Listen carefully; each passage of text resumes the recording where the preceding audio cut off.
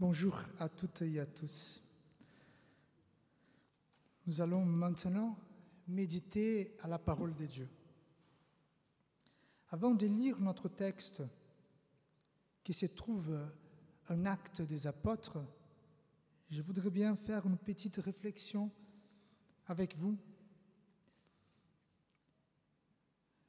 J'imagine que vous êtes au courant que dans notre époque aujourd'hui, le monde essaye de nous parler. Nous entendons des voix de partout.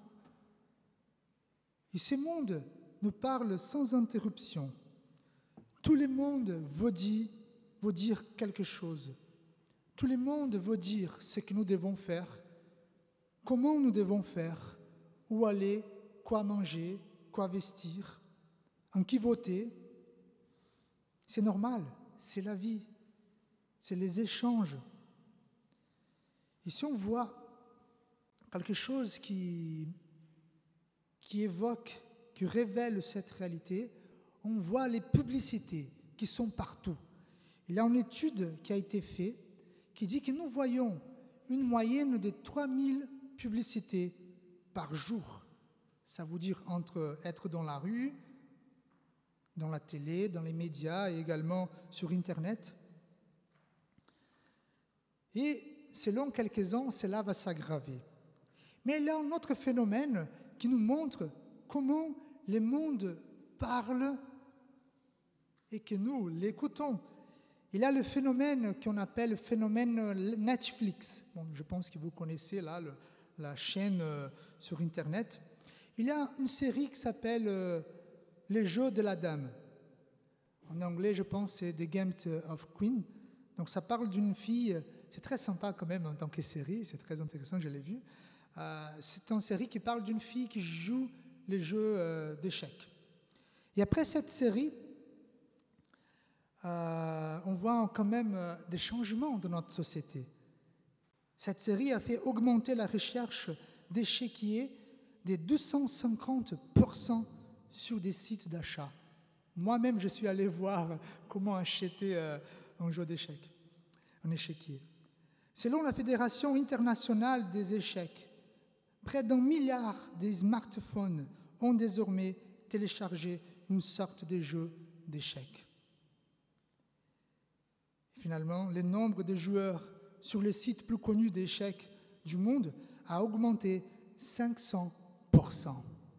Alors, une série qui nous parle, les publicités qui nous parlent, frères et sœurs, si nous n'apprenons pas à entendre Dieu, à entendre la voix de Dieu dans notre monde agité et bruyant, on va suivre tout et tous en pensant que nous sommes en train de faire le bon chemin. Le texte d'aujourd'hui nous révèle que la vie chrétienne est dynamique, elle est puissante, elle est passionnante et combien il est important de se mettre à l'écoute de Dieu, même si parfois ce n'est pas évident et c'est difficile. Je vous invite à lire le texte.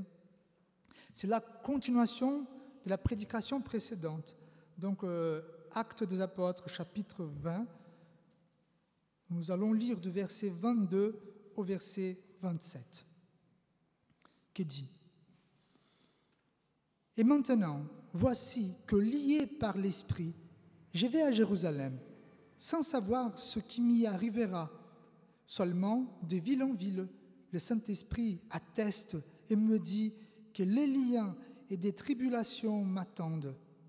Mais je n'ai fait aucun cas de ma vie, comme si elle m'était précieuse, pourvu que j'accomplisse avec joie ma course et le ministère que j'ai reçu du Seigneur Jésus, rendre témoignage à la bonne nouvelle de la grâce de Dieu.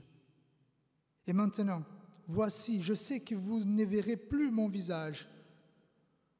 Vous tous, au milieu de qui j'ai passé en prêchant le royaume de Dieu, c'est pourquoi je l'atteste aujourd'hui. Je suis pur du sang de vous tous, car sans rien dissimuler, je vous ai annoncé tous les desseins de Dieu. Je vous invite à la prière. Seigneur, conduis-nous, Seigneur. Nous voulons écouter ta parole, écouter la voix du Saint-Esprit ce matin, afin qu'on puisse être guidé par lui. Nous te prions au nom de Jésus. Amen. Comme je vous ai dit, on va continuer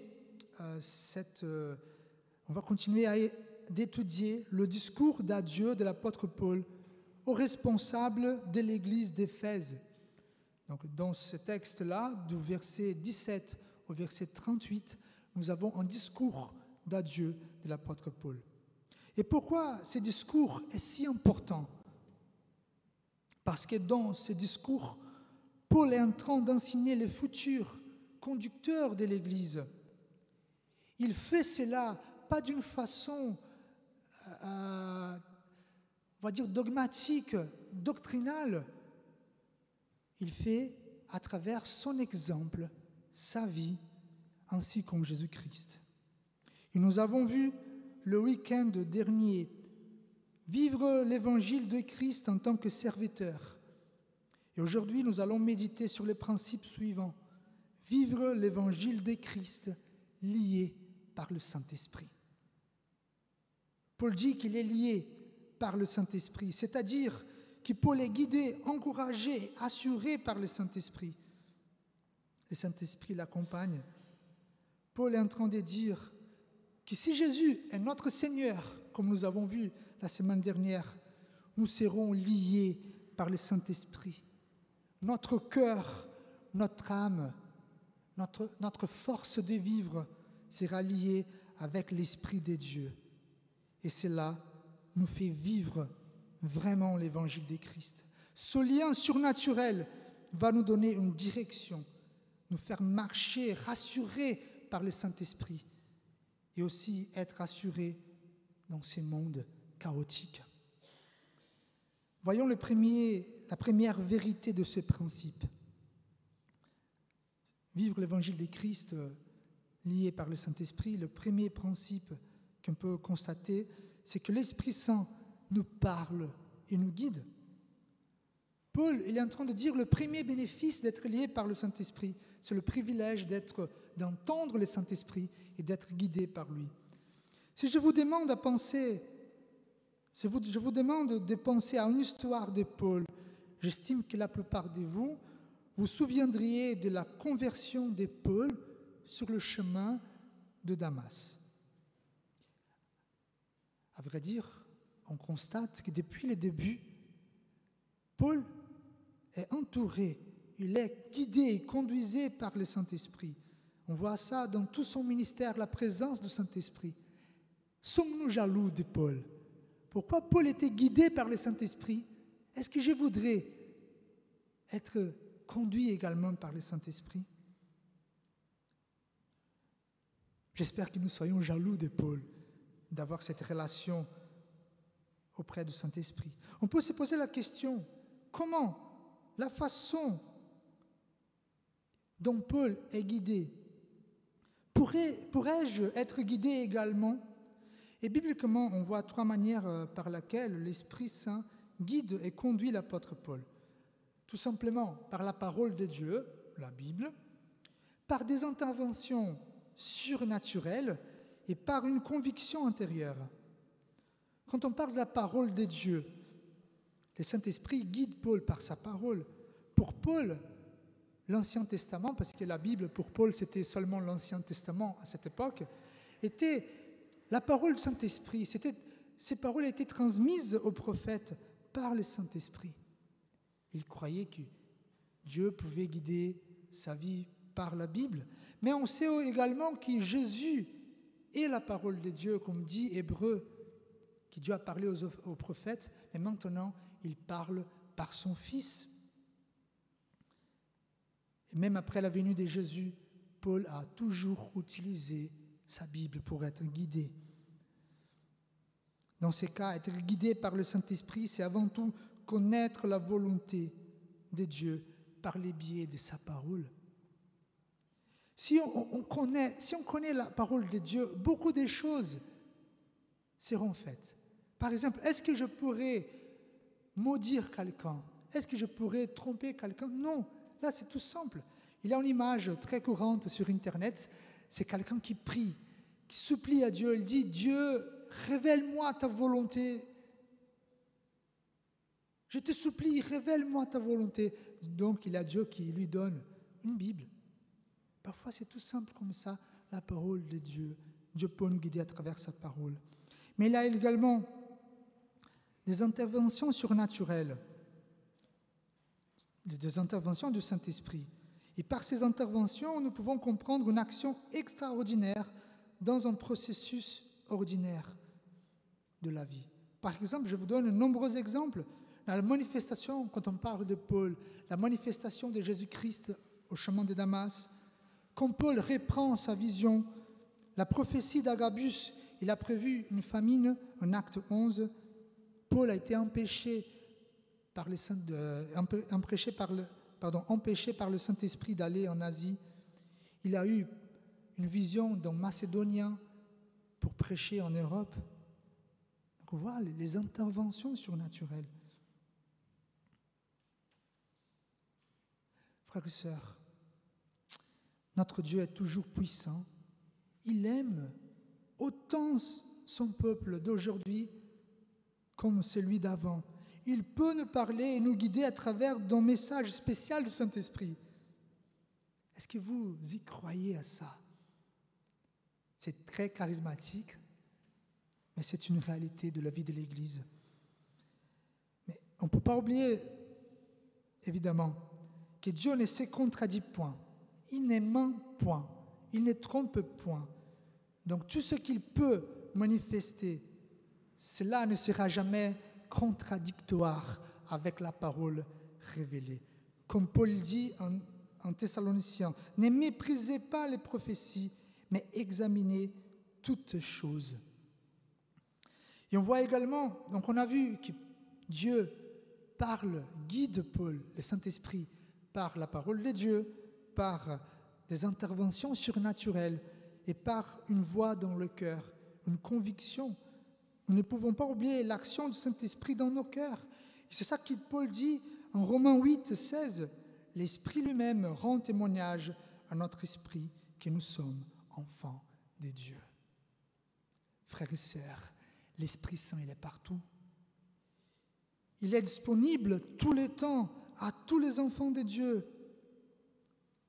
Nous sommes dans une rivière d'amour. Nous ne pouvons pas avoir soif. On ne peut pas dire que nous n'avons pas la volonté de Dieu parce que le Saint-Esprit il est présent.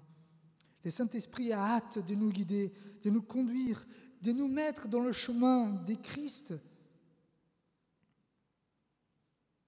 Mais je vous donne un secret pour la vie chrétienne. Les chrétiens, ils sont des agriculteurs. En fait, nous ne pouvons pas donner la vie. Nous ne pouvons pas faire fructifier. Nous ne pouvons pas décider quand il y aura la pluie. Mais nous pouvons préparer la terre. On ne sait pas quand l'Esprit Saint va venir nous parler. Mais on peut être prêt. Afin qu'il vienne, nous recevons sa parole. Frères et sœurs, soi-disant que vous êtes ouverts à l'Esprit et il vient pour te guider, vous devez répondre une question. Êtes-vous prêt à le suivre? D'accord, l'Esprit Saint vient, parle. Lorsqu'il vient, il te dit, il faut faire ceci, il faut marcher dans ces chemins. Êtes-vous prêt à le suivre? Cela nous amène au 12e point. L'Esprit Saint nous donne le courage pour suivre le chemin de Dieu. On voit ici que l'Esprit Saint nous donne le courage pour obéir. L'Esprit Saint conduisait Paul vers Jérusalem. Paul, il n'avait rien de génial à Jérusalem. Il avait la mort qui l'attendait. Écoutez le texte, verset 23. Paul il dit, « Le Saint-Esprit atteste et me dit que des liens et des tribulations m'attendent. » C'est étonnant. La clarté de Paul, ça nous heurte, ça nous émeut. Mais la réponse de Paul, encore plus. Voici la réponse de Paul. Mais je n'ai fait aucun cas de ma vie, comme si elle m'était précieuse, pourvu que j'accomplisse avec joie ma course et le ministère que j'ai reçu du Seigneur. L'Esprit Saint nous conduit, il nous donne également le courage de l'obéir. Il y a un chant, je n'ai jamais entendu ce chant en français, je ne sais pas si vous connaissez. C'est croire, obéir. Qui dit croire, obéir, pour que Dieu puisse ouvrir les écluses célestes. Il faut croire, obéir. Voilà, croire que Dieu nous conduit et obéir sa volonté. Et là, Dieu va ouvrir les portes du ciel pour nous aider à marcher dans ce chemin. La question qu'on peut se poser également, c'est comment l'Esprit nous encourage? La façon. Et c'est la même réponse.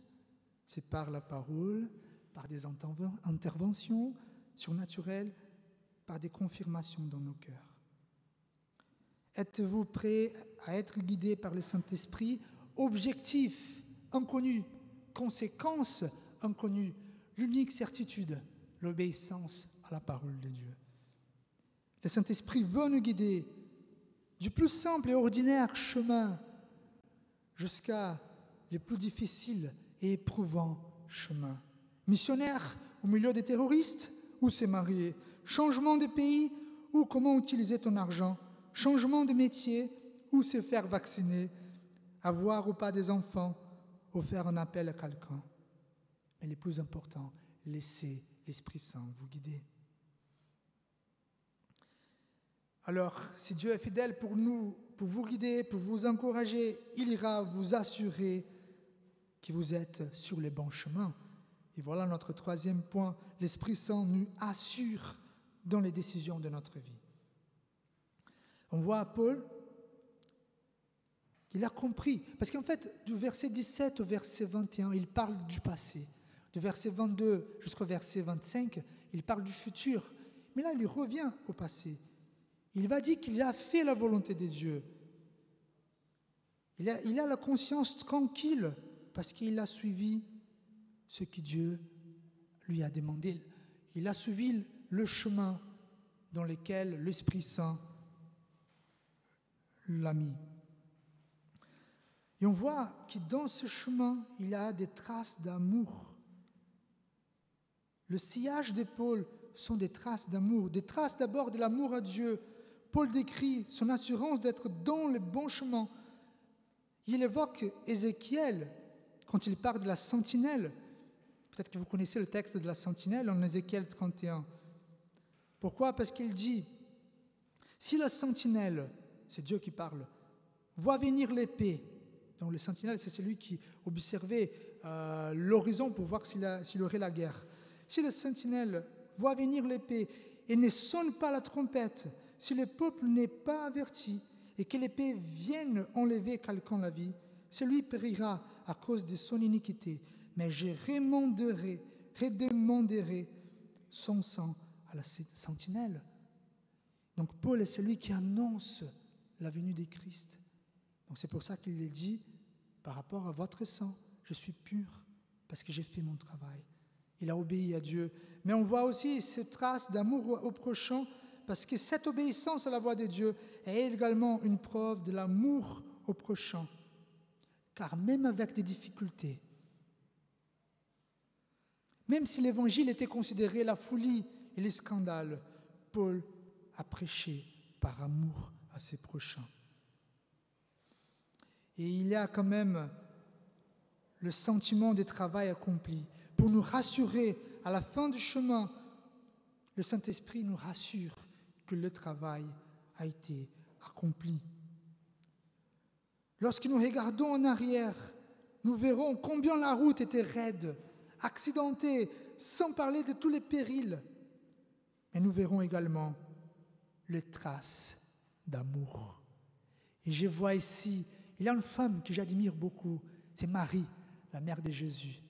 On voit que depuis le début, elle a entendu le Saint-Esprit. Même si il n'a été pas facile, elle a accepté de porter le Fils de Dieu dans son ventre. Elle a accepté voir son fils mourir à la croix. Bien évidemment, après la résurrection de Christ, elle a compris. Elle a vu les traces d'amour, d'obéissance à Dieu et de l'amour au prochain. Alors, je vous pose une question. Quand vous regardez derrière le chemin que vous avez fait, quelles sont les traces que vous pouvez voir? Ce sont des traces d'amour, amour à Dieu, amour au prochain. Regardez votre mariage, regardez votre travail, vos amitiés. Est-ce que vous voyez une trace d'amour? Je vous encourage en disant que Jésus a été toujours guidé par le Saint-Esprit. Depuis son baptême, son ministère public, à la mort, à la résurrection, Jésus il a dit en Luc, « L'Esprit du Seigneur est avec moi ». Pour Jésus faire tout ce qu'il a fait, il était toujours dans le chemin du Saint-Esprit. On voit ici, frères et sœurs, l'Église a été guidée par le Saint-Esprit également. Quand Jésus il dit, « Je vous envoie une puissance », c'est mon Saint-Esprit. L'Esprit Saint est là pour nous guider, nous encourager, nous assurer. Jésus il dit en Matthieu 28, « Je suis avec vous tous les jours jusqu'à la fin du monde ». Comment Jésus est avec nous? Par le Saint-Esprit.